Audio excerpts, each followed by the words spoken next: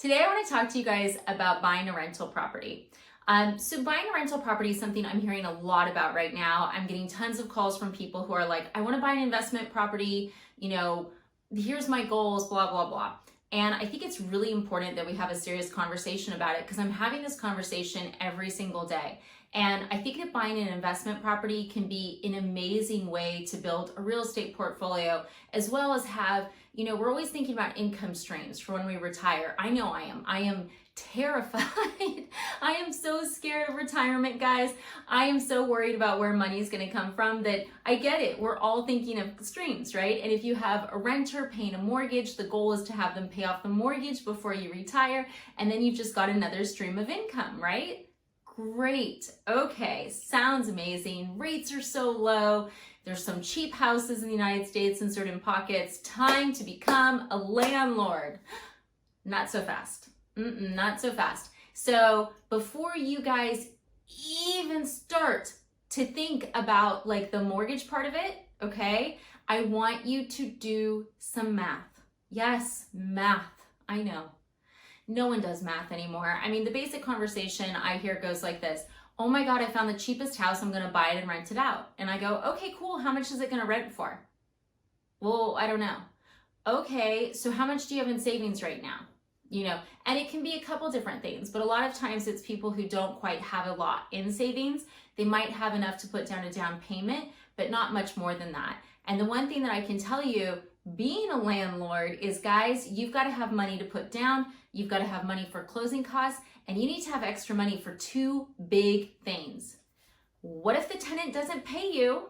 And repairs, maintenance. I mean, you'd be surprised the stuff that happens the moment you rent out the house. I had a house recently that I'd been living in while my house was being remodeled, and when I left, I rented it out.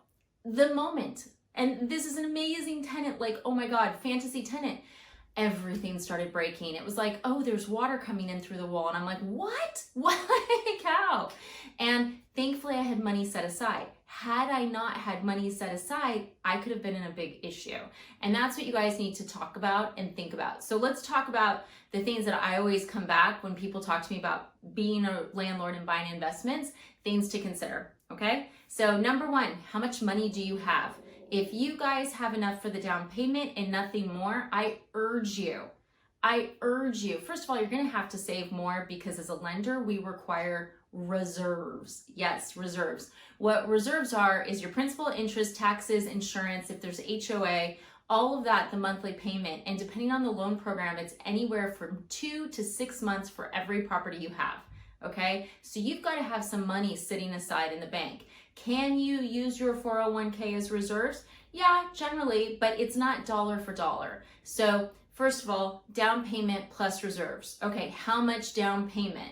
Well, if you're doing a real investment, guys, it's a minimum of 20% down. I'm generally recommending 25% down because the rate spread is so different. But if you're trying to get in with 20, like I always talk about buying points, we get really in the weeds on that. So key thing, you got to have at least 20% down and you need some reserves, okay? Now, the second thing is, who are you going to rent to? And can you hear my dog growling? Really? She just sits in my office all day long and growls, and it's like, I don't know. Okay, where was I? Now I've got to go back because I was distracted by the dog. Okay. Oh, local laws, local and state laws. Look them up. Look them up, guys. You got to look up these laws before you buy anywhere right now as a landlord. And the reason is what we saw when COVID hit. Google California, Google New York, tenant laws, and what the governors did. There are a ton of landlords that they didn't have any, like, if the tenant didn't pay, they got no money, guys. And it was okay. It was okay because there was additional state laws put into place that protected tenants, which is great for tenants, terrible for landlords. If they wanted to sell the house, let's say that the landlord lost their job, right? The landlord, let's say they have a business, they lost their job. They're like, oh my God, I need some cash. I've got to keep my everything. They couldn't sell their house. Because there were laws that you couldn't sell the house out from underneath the tenant during COVID. So you really want to check those state laws because you could end up in a position where the person you're renting to can actually pay the rent and chooses not to, and uses these types of laws to protect them from you. Seriously, you have no idea the stuff I've seen this year. It is dark, it is gross. Like, I gotta tell you, I am so over people just taking when they don't need to take. It's like, if you're in trouble, take. If you're not in trouble and you're just taking for the sake of taking, you're a bad person. There's gonna be bad karma that comes to you. And we saw so much of that with landlords and tenants. So you really want to be aware of what are the state and the local laws and legislations when it comes to tenants, okay? Now, another thing to consider is a lot of people are like, oh, well, I want to do an Airbnb. I'll make so much money doing an Airbnb. Two things.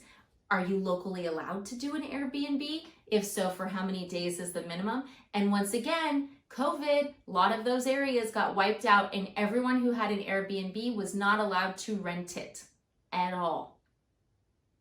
Yeah, serious, guys. So that's why the conversation I'm having a lot with people is, hey, look, if the tenant can't pay the rent for 6 months, can you? You know, without tapping into your reserves, because I never want anyone bankrupting themselves to keep a house. Like, can your income support that rental payment? If your income can support that rental payment, cool. If not, you guys got to be really, really careful, okay? Now, here's another thing. If you're buying out of state, sorry guys, this is going to be a long video, but if you're looking at a rental property, you need this video to counteract all the videos on YouTube that are telling you how to buy 20 investment properties. So if you're buying out of state, who's going to manage the property?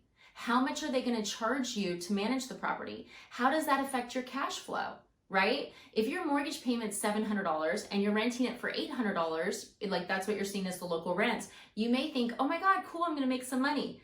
Really? What if you have a property manager? You're going to need a property manager if it's out of state, because who's going to go by to make sure the tenants aren't tearing it up?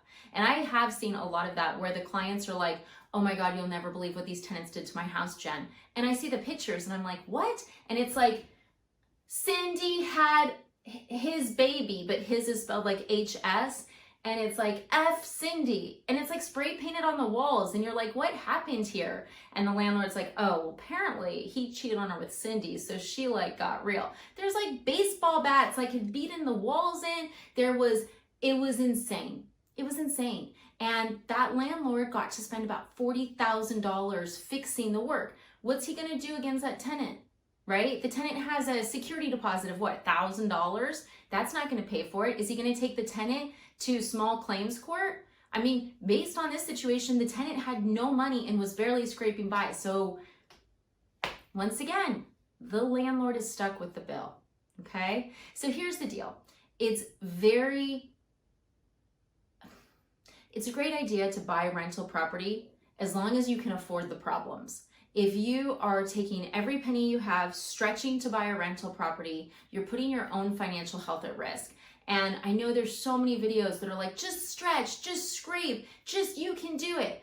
Guys, you have to make sure you're protecting yourself and your family first. You need money to make sure that you guys can eat and, you know, pay for the roof over your head before you start dealing with other people paying for roofs that you own. Because there is a very good chance, especially right now with what's happening in the market, that they're not going to pay and you're going to get stuck with the bill. So pay attention if you are looking at investment properties, the areas that you're looking at buying in. I love military towns. I think they're amazing, A, because I really enjoy people in the military because they're so nice and respectful, but B, they pay, right? You know, the military, the jobs, even if we hit a recession, we still need the military. Like, the need for protection for our country is not going away.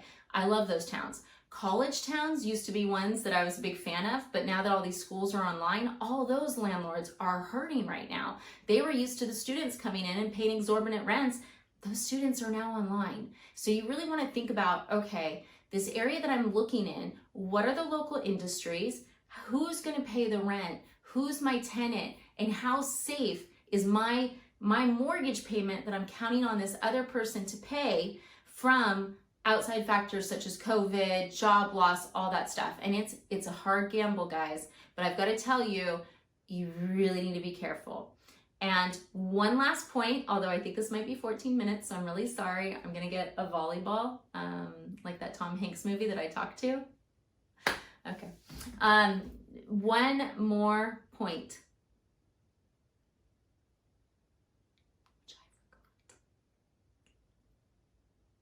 It's gonna come to me in 2 minutes. This is why I should actually write a script, but oh God, guys, I lost it.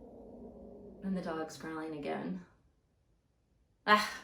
We'll have to do a follow-up. I'm so sorry. I forgot the last point. It was super important, but I have already lost it. So thank you for watching. I hope this answered some of your questions. And yes, there will be a follow-up to this video because I'm sure in 10 minutes, I'm going to go, oh, that's what it was. So thank you for watching. Subscribe, like, hate, however you feel. Be real.